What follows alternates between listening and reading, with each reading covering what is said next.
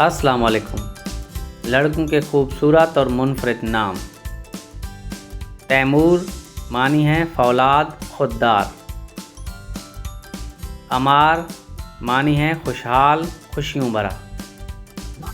हम्माद मानी है तारीफ़ के काबिल। अहमद मानी है बहुत तारीफ़ हज़रत मोहम्मद सल्लल्लाहु अलैहि वसल्लम की नामों में से एक। सैम मानी है रोज़े रखने वाला। मीरब मानी है पानी का रखवाला। हाशिर मानी है जमा करने वाला। हसन मानी है नेक खूबसूरत।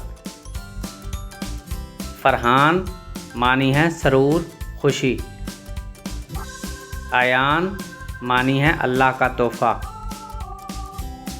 हन्नान मानी है माफ़ करने वाला। शाहज़ेब मानी है बादशाह का ताज। तलहा मानी है सहाबी का नाम। सुहेल मानी है एक चमकता सितारा। ज़यान मानी है मेहमान नवाज खूबसूरत। शयान मानी है लायक अहल। रयान मानी है आला अफजल जन्नत के दरवाज़े का नाम। ज़ीशान मानी है अज़मत वाला। सारिम मानी है बहादुर दिलेर। अज़हान मानी है दानिशमंद। माहिर मानी है दिलेर।